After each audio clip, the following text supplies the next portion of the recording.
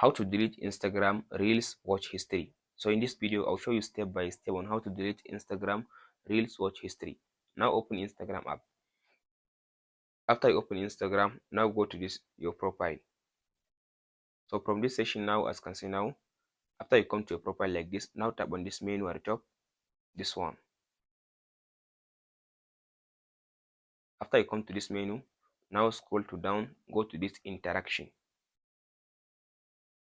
So after you come to this your activity like this now go to this likes.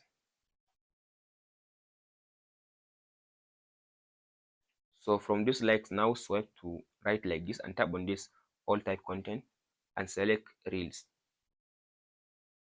So from this option, as you can see now, here is now all my reel watch history. If you want to delete one of them or two of them, you can tap on this select button.